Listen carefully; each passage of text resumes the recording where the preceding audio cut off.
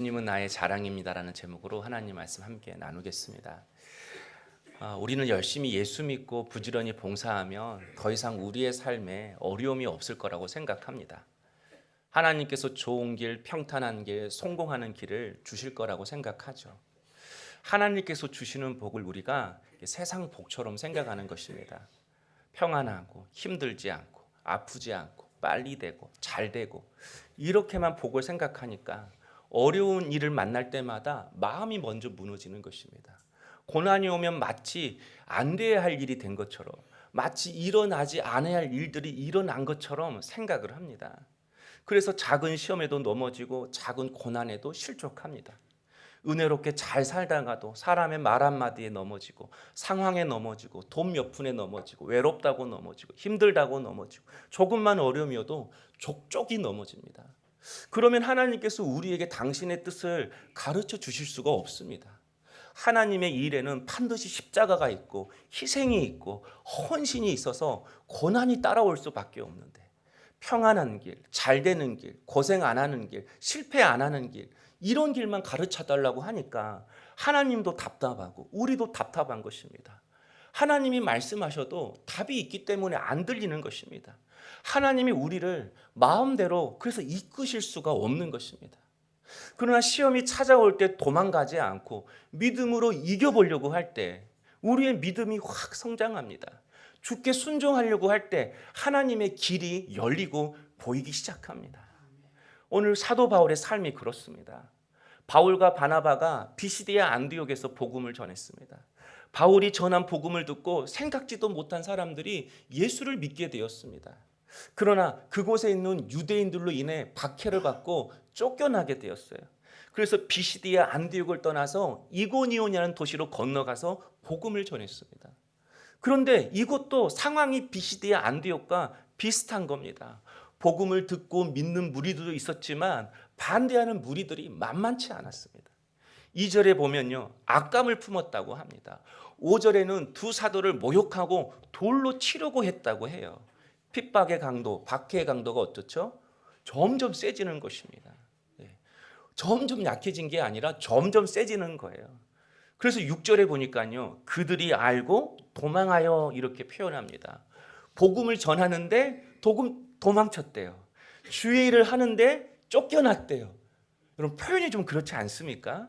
아니, 복음을 전하는 일이라면 하나님이 좀 신경 써줘야 되지 않습니까? 복음을 잘 전할 수 있도록 환경을 평탄케 해줘야 되지 않겠습니까? 가끔씩 선교사님들이 이런 말을 해요. 복음이 안 들어간 지역에 복음을 전하려고 들어갔는데 길가에 사람이 세워서 태웠는데 그 사람이 그 마을의 이장이었다고. 그래서 복음이 순수하게 전해졌다고. 그 마을의 관리가 예수를 믿어서 쉽게 학교고 관공서고 복음을 전하게 되었다고. 이러면 얼마나 좋아요. 그런데 그런 일이 우리에게는, 나에게는 일어나지 않더라고요. 저도 그런 간증 많이 들었어요. 막 거지였고 가난하고 학교 갈 돈이 없었는데 신대원 갔더니 막 통장에 200만 원씩 들어오고 3년 내내 기도했는데 그런 일 없더라고요. 꼬박꼬박 기도하게 하고 훈련받게 하고 다듬어지게 하고 물질 안에서 훈련받게 하고 그렇게 하시더라고요.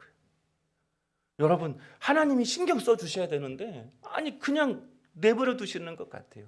19절에 보면요, 그들이 돌로 바울을 쳐서 죽은 줄로 알고 시외로 끌어내치니라.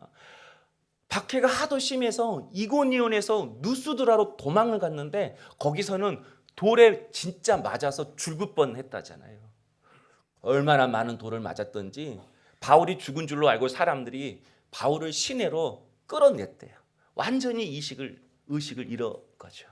아마 온몸이 피투성이었고 멍이 들었을 거예요.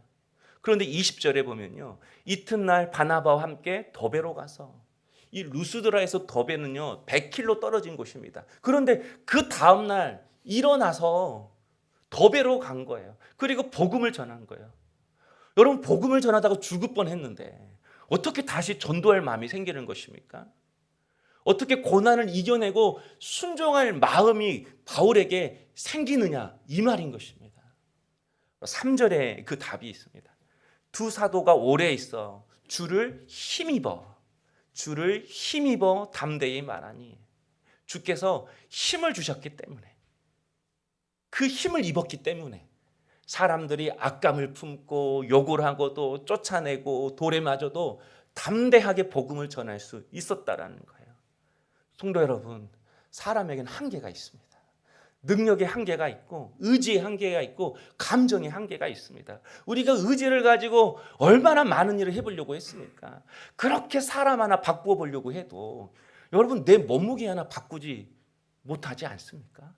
아무리 몇 시간 동안 웃고 즐기고 떠들어도요, 아니 마지막 순간에 말 한마디에 감정이 상해서 다시는 네 안 본다고 집으로 돌아가는 게 우리이지 않습니까? 그런데 그렇게 악감을 품고 비방을 하고 돌을 전도도 바울은 여전히 자신이 하던 일을 계속했습니다. 멈추지 않았습니다. 여러분, 이게 신앙입니다.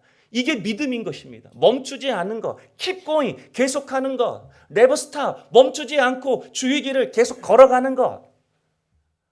어떻게 그럴 수 있죠? 하나님께로부터 힘을 공급받았기 때문에 그렇습니다.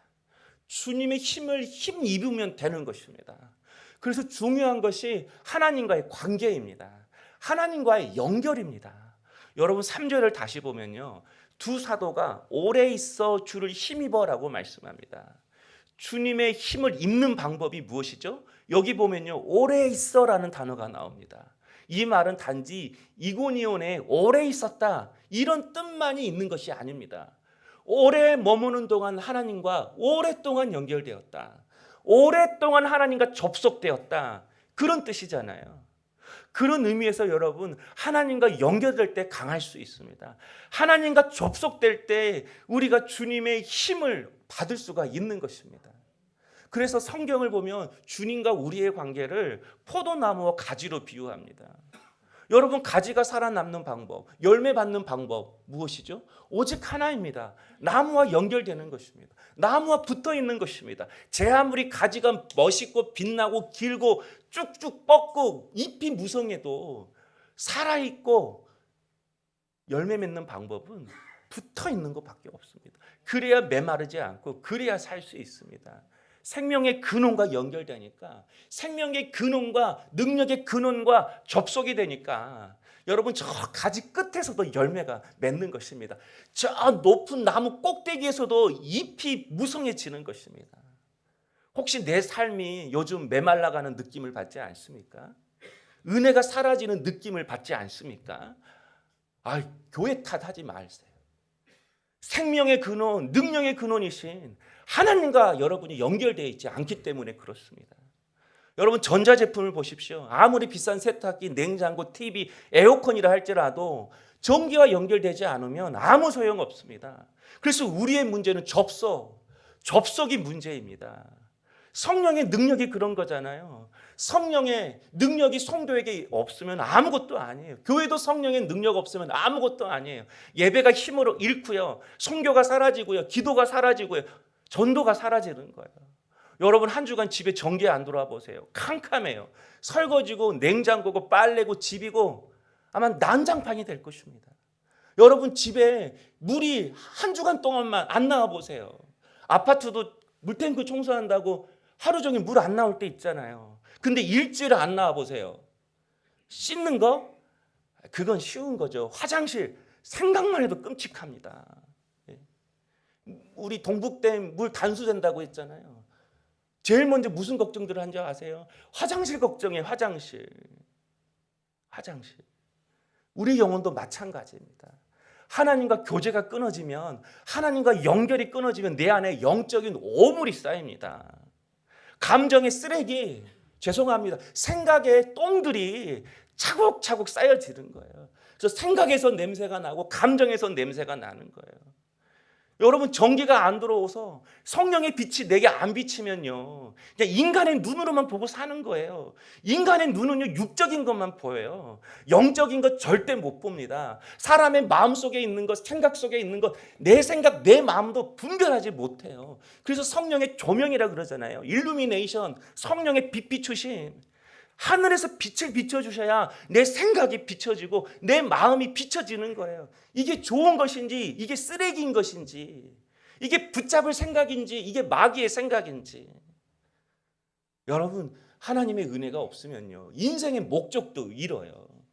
여러분, 이 마이크 소리 안 나면 어떻게 되죠? 이거 어떻게 하죠? 아이들 매로나 쓰이나요, 이거? 여러분, 내가 하나님과 연결되지 않으면 내 인생의 목적이 무엇인지 몰라요. 내 꿈이 무엇인지, 내가 무엇을 위해 살아야 되는지 아무것도 몰라요. 그래서 하나님의 꿈이 없이 살아가는 것이죠. 욕심에 이끌려서, 세상에 그 유혹에 이끌려서 살아가게 되는 것입니다. 그러면 우리의 인생의 결론은 답이 뻔히 나오죠. 꽉 막히는 것입니다. 여러분, 어떻게 해야죠? 파워가 들어와야 합니다. 연결되어야 합니다. 능력의 원천이신 하나님과 접속되어야 합니다. 성령의 파워가 들어야만이 성령의 능력으로 마귀를 이기죠. 성령의 능력이 임해야만이 주의 일을 감당하죠. 성령의 파워가 들어와야만이 말씀이 들리고 기도가 되고 내 영혼이 강건해지고 지치지 않고 어떠한 시험도 어떠한 유혹도 다 이겨낼 수 있는 것이죠. 성령의 능력이 충만해야만이 여러분 무엇이든지 시작할 수 있고 더 많은 일을 할 수 있는 것입니다. 왜 내가 무기력감에 빠져 있습니까? 왜 내가 멍하게 지내고 있습니까? 왜 그렇게 우리에게 능력이 없습니까? 왜 그렇게 짜증만 나고 화가 나는 것입니까? 접속이 문제입니다. 성도들의 삶의 대부분의 문제는 하나님과의 접속 불량에 있습니다. 하나님과 접속되어 있지 않으니까 하나님의 능력이 임하지 않는 것입니다. 그런 의미에서 여러분은 하나님과 연결되어 있습니까? 하나님과 연결되어 있지 않다면 여러분 무능하고 무너질 수밖에 없는 것입니다. 물이 없으면 마르는 거잖아요. 수국 제가 일주일 동안 물을 안 줬더니 완전히 말라 비틀어졌어요. 그런데 우리 권사님들이 그 수국을 물을 준 것이 아니라 이 큰 대야에다가 완전히 푹 담가 놨더라고요. 그렇게 살아나요. 꽃이 펴요. 왜죠? 생명이 있으니까. 우리에게 생명이 있잖아요. 육적인 생명은 잘 먹고 잘 자고 잘 놀면 돼요. 근데 영적인 생명은 하나님의 생명이 흘러들어와야 돼요. 주의 생수가 흘러들어와야 돼요. 그래야 살 수 있어요. 그래야 보여요. 그래야 들려요. 그래야 이겨낼 수 있는 거예요. 여러분, 영적인 무기력함에서 일어날 수 있기를 원합니다. 그래서 빌립보서 1장 19절 말씀에 나의 하나님이 그리스도 예수 안에서 영광 가운데 그 풍성한 대로 너희 모든 쓸 것을 채우시리라라고 말씀합니다. 하나님께서 풍성하게 우리의 쓸 것을 채우시겠다고 약속하셨어요. 근데 조건이 있어요. 그리스도 예수 안에서 능력의 근원, 생명의 근원이신 그 하나님과 어떻게 연결되는가? 오직 예수 그리스도가 우리의 중보자 되어서 우리를 연결시킨다는 것입니다. 그런데 주님 우리 안에 계시잖아요. 언제든지 그 주님 의지하고 하나님 앞에 나아가면 그분과 연결되어 일 수가 있는 것입니다. 그러므로 지금 나는 하나님과 접속되어 있는가? 지금 나는 하나님과 연결되어 있는가? 항상 확인하라는 것입니다. 항상 점검하라는 것입니다. 요즘 기도가 막히지 않았습니까? 기도한 지 오래됐죠? 하나님의 말씀을 들을 때 은혜가 되고 깨달음이 옵니까? 하나님의 말씀을 듣지 않죠? 읽지도 않죠? 우리의 관심사가 엉뚱한 데 있지 않습니까? 그때부터 우리의 삶이 무너지기 시작합니다. 우리의 삶이 메말라지기 시작하는 것입니다. 여러분, 고린도후서 10장 26절에 보면요, 바울이 이렇게 말씀해요. 주보에 나왔죠. 여러 번 여행하면서 강의 위험과 강도의 위험과 동족의 위험과 이방인의 위험과 신의 위험과 광야의 위험과 바다의 위험과 거짓 형제 중에 위험을 당하고, 사도 바울이 복음을 전할 때 위험 당했대요. 이게 무슨 뜻이죠? 나 과거에 고난받았어, 상처받았어, 이거 자랑하는 겁니까? 아닙니다. 하여간 다 경험해봤다라는 거예요. 고난이라는 고난, 유혹이라는 유혹은 다 경험해봤다라는 거예요. 그런데 막상 부딪히니까 다 이겨지더랍니다. 막상 이겨보려고 하니까 다 풀려지더랍니다. 막상 부딪혀보니까 다 해결되어지더랍니다. 그래서 바울이 이렇게 고백했잖아요. 내가 부득불 자랑할진대 내가 약한 것을 자랑하리라. 약해도 괜찮다라는 거예요. 육체의 가시가 있어도 아무 상관없다라는 거예요. 생명의 근원, 능력의 근원, 우리의 생명의 원천이신 하나님과 접속되고 연결되어지니까 약해도 이겨지더라는 것입니다. 가시가 있어도 열매가 맺혀지더라는 것입니다. 여러분, 하나님의 은혜가 임하면요, 돌은 던져요. 여전히 고난이 있어요. 그래도 풀릴 것은 반드시 풀려요.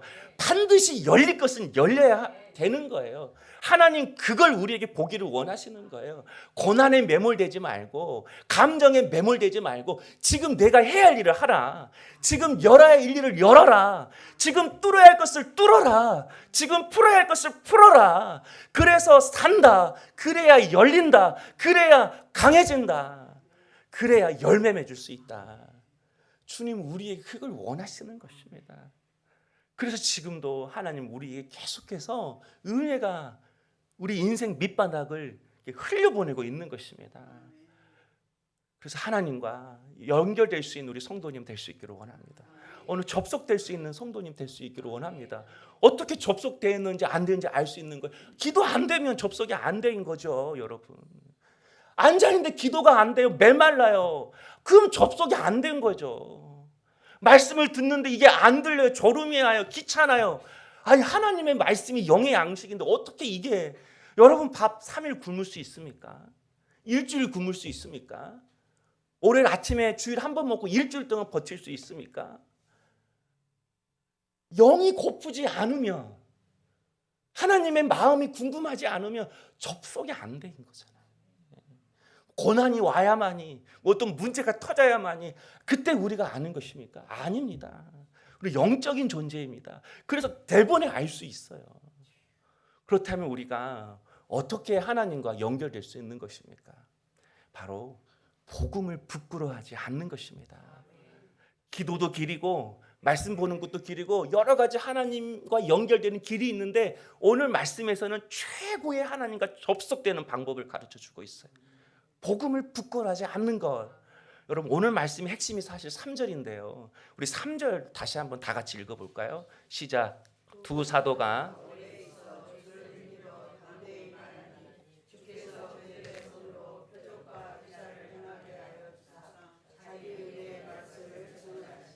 예, 아멘. 여기서 주를 힘입어라는 이 단어가 주를 위하여라는 단어로 해석될 수 있습니다. 여기 쓰여진 단어가 포로도 해석이 돼요. 주를 위하여. 그러니까 사람들이 악감을 품고 박해를 하고 돌을 던지려고 하는 그 부끄러운 상황이잖아요. 자신에게는 내가 예수 위해 살려고 하는데 부끄러운 상황이 왔어요. 그런데 그 부끄러운 상황에도 아랑곳하지 않고 예수를 위해서 예수를 전하려고 할 때 주께서 담대함을 주셨다라는 거예요. 그리고 그 복음이 증거될 때 표적과 기사가 나타나서 바울 자신이 전하는 복음이 진짜 복음이고 예수가 진짜 구원자이심을 확증해 주셨다라는 거예요. 오늘 본문에도 나오잖아요. 루스드라에서 발을 쓰지 못하는 자가 일어섰다고 합니다. 한마디로 어떠한 상황에도 그 상황을 내가 부끄러워하지 않고 주를 위하여 살려고 할 때, 믿음으로 살려고 할 때 하나님과 접속된다라는 거예요. 그래서 바울은요, 어렵고 힘든 상황 속에서도요 부끄러워하지 않았어요. 그리고 예수 믿는 것도, 예수 전하는 것도 부끄러워하지 않았어요. 오히려 툭툭 털고 일어나서 다시 복음을 전했어요. 복음이신 예수 자랑했어요. 복음이신 예수 붙잡았어요. 그럴 때 자신이 오히려 힘을 경험했습니다. 오히려 뜨거워졌습니다. 여러분, 가만히 있는다고 해서 힘이 생기는 게 아니에요. 은혜 받고 가만히 있으면 사람이 오히려 방전이 돼요. 하이브리드 차 그렇대요. 운전하면 오히려 충전이 되잖아요. 하나님의 자녀는 그런 거예요. 주신 은혜를 주를 위해 쓰면요, 하나님의 은혜가 계속 충전이 돼요. 그래서 주의 일을 하다가 오히려 힘을 받는 거예요. 주의 일을 하다가 기쁨이 오는 거예요. 세상에서 얻을 수 없는 그 기쁨, 주 안에서 경험하고 깨닫게 되는 거예요. 여러분, 우리도 마찬가지입니다. 바다에 빠졌어도, 물에 가라앉았어도 뭐 붙잡으면 떠오르죠? 튜브 붙잡으면 확 떠오릅니다. 그 망둥이, 저 시골 이제 망둥이라 그러잖아요. 큰 거 붙잡고 배에서 확 뛰어내리잖아요. 물속으로 확 가라앉아요. 그런데 들어간 만큼 위로 훅 떠오릅니다. 우리 인생도 마찬가지예요. 내 인생에 부끄러운 상황이 찾아왔을 때 예수 붙잡으면 다시 떠오릅니다. 더 뛰어넘어서 주를 위해 내가 살려고 하고 믿음으로 이겨보려고 하면 반드시 떠오르게 되어 있습니다. 복음이신 그 예수 부끄러워하지 않고 자랑하면, 주를 위해 살면 오히려 힘을 얻습니다. 상황은 부끄러운데 마음이 뜨거운 거예요. 상황은 부끄러운데 마음이 기쁜 거예요. 상황은 부끄러운데 주께서 행할 일들이 기대가 되는 거예요. 그런데 우리는 예수 믿어도 고난이 오면 그 고난을 부끄러워합니다. 가정에 고난이 생기면 부끄러워합니다. 몸이 아프면 부끄러워합니다. 자녀에게 무슨 일이 생기거나 일이 잘 안 풀리면 부끄러워합니다. 그래서 그걸 숨겨요. 그러나 여러분, 그것은 내가 갖는 부끄러움이지 하나님은 나의 약함, 나의 연약함, 나의 부족함을 보고 절대 부끄러워하지 않아요. 근데 우리는 고난이 오거나 문제가 생기면 믿지 않는 사람에게 본이 안 된다고 그렇게 생각을 해요. 하나님의 영광을 가린다고 생각해요. 절대 그렇지 않습니다. 오히려 그 상황 속에서 복음이신 예수 붙잡는 것이 하나님은 더 기뻐하시는 것입니다. 그래서 많은 성도들이 신앙생활할 때 무슨 일이 잘 되고 난 다음에, 결과가 멋있게 된 다음에 그때 하나님께 감사하고, 그때 하나님께 찬양하고, 그때 하나님 앞에 헌신하겠다고 항상 조건을 붙입니다. 결과를 보고 나서 하나님께 감사하고 하나님께 즐거워하고 하나님께 헌신하는 것, 이것을 믿음이라고 생각합니다. 물론 믿음이죠. 그러나 여러분, 어떠한 일이 일어난 후에 내가 그 결과를 보고 행동하고 말하는 것은 누구나 다 할 수 있습니다. 아니, 일이 잘 됐는데 안 믿는 사람도 기뻐하죠. 일이 잘 풀렸는데 세상 사람들도 즐거워하고 감사하죠. 하나님이 아니더라도 가족들한테, 친구들한테 한턱 내잖아요. 결과를 보고 하는 것은 누구나 다 하는 것입니다. 여러분, 지금 안 하는데 어떻게 감사가 됩니까? 어려움 중에도 헌신이 안 되고 감사가 되는데, 은혜 받고 복 받았다고 어떻게 헌신이 되고 감사가 되는 것입니까? 지금 내가 하나님 앞에 물질을 드리지 못하는데 어떻게 여러분 복 받았다고 하나님 앞에 11조를 띄워드릴 수 있는 것입니까? 여러분 10억 받으면 1억 띄워낼 수 있습니까? 1억 벌면 여러분 1,000만 원 띄워낼 수 있습니까? 여러분, 이건 결코 쉬운 일이 아닌 것입니다. 그래서 여러분, 미리 감사하고 미리 찬송하고 미리 기도하고 미리 헌신하고, 작더라도 지금 미리 오병이어를 드릴 때 여러분, 그것이 믿음인 것입니다. 그래서 이것은 믿음을 가진 사람만이 할 수가 있는 것입니다. 그러므로 부끄러운 상황이 찾아왔을 때 여러분, 우리가 해야 할 일은 부끄러워하지 않는 거예요. 부끄러워하지 않는 거예요. 복음이신 예수 붙잡고 하나님과 접속하는 것입니다. 이게 예수를 부끄러워하지 않는 것입니다. 내 상황이 부끄러워요. 내 환경이 부끄러워요. 하나님은 그 환경을 통해서 하실 일이 있는데 상황이 부끄러워요. 그건 예수를 부끄러워하는 것입니다. 주님을 부끄러워하는 것입니다. 오히려 주님은 그 상황 속에서 예수 붙잡고 예수 위에 살기를 원하시는 것입니다. 그러면 어떠한 상황 속에서도 하나님 우리를 건지십니다. 그 부끄러운 상황을 통해서 우리 주님은 그 십자가의 놀라운 영광을 드러내셨잖아요. 내가 잘못해서 고난이 왔건, 내가 어떤 하나님의 사명의 도구로 쓰임받기 위해서 고난이 왔건, 결론은 하나님은 우리의 부끄러운 상황들을 족족히 하나님의 영광으로 바꾸시고, 그런 과정 속에서 우리를 하나님의 형상으로 회복시키기 위한 하나님의 놀라운 계획이 담겨져 있는 것입니다. 여러분, 그런 의미에서 6절을 보면요, 그들이 알고 도망하여 라고 표현하고 있습니다. 복음을 전했는데 도망갔다. 부끄러운 상황이잖아요. 그런데 8절에 보면요, 루스드라에서 발을 쓰지 못하는 사람이 있었어요. 그런데 바울이 그에게 복음을 전했습니다. 그러자 바울이 전하는 복음을 듣고 이 사람이 반응했습니다. 그에게 믿음이 생겼대요. 9절에 보니까 구원받을 만한 믿음이 그에게 있었다라고 이야기를 합니다. 바울이 보니까 얼굴에 믿음 있는 얼굴이에요. 저 고침받을 수 있겠어요. 예수님 내게 힘 주시면 나 일어설 수 있겠어요. 이 확신이 이 걷지 못한 사람의 얼굴에 들어있는 것입니다. 여러분 얼굴에 그런 확신이 있으십니까? 예수면 된다고, 예수 붙잡으면 떠오를 수 있다고, 예수 위에 살면, 미리 감사하고 미리 주를 바라보고 미리 주님 의지하면 내가 다시 일어설 수 있다라고 하는 그런 믿음의 확신이 여러분에게 지금 있으십니까? 여러분 그 믿음이 지금 이 한 발을 못 쓰는 자의 얼굴 속에서 보이는 것입니다. 그자 10절에서 바울이 이렇게 선포하죠. 큰 소리로 이르되 내 발로 바로 일어서라. 그랬더니 이 사람이 일어나서 걸었대. 여러분 바울의 믿음과 이 걷지 못한 사람의 믿음이 서로 연결될 때 하나님의 역사가 나타난 것입니다. 믿음과 믿음이 만나니까 폭발한 것입니다. 부부가 서로 믿음 가지고 기도하면 폭발이 납니다. 자녀가 여러분 믿음 없을 수 있어요. 여러분 누스드라에 있는 발 쓰지 못하는 사람 처음부터 믿음이 있었겠습니까? 이 사람이 누구한테 믿음을 얻었습니까? 바울이 전한 복음을 들을 때 믿음이 생겼다라는 거예요. 그러니까 여러분 그냥 바울은 그냥 말씀을 전한 게 아니에요. 믿음의 확신 가지고 전한 말씀이었어요. 복음이신 예수를 부끄러워하지 않는 그 믿음 가지고 말씀하신 거예요. 여러분 정말 예수가 부끄럽습니까? 부끄럽지 않습니까? 우리 안에 예수 부끄러워하지 않는 그 믿음이 있었으면 좋겠어요. 그래서 바울을 통해 믿음이 전해진 거예요. 그래서 그 믿음과 믿음이 만나니까 역사가 나타나는 거예요. 사랑하는 성도 여러분, 예수님이 여러분의 자랑이 되십니까? 아니면 부끄러움이 되십니까? 그래서 하나님은 때론 정말 우리가 예수를 부끄러워하는지 아니면 예수님을 내 자랑으로 삼고 살고 있는지 점검하실 때가 있습니다. 우리의 믿음을 점검해 보시는 것이죠. 여러분 우리가 겉으로는 내 안에 뭐가 들어있는지 모릅니다.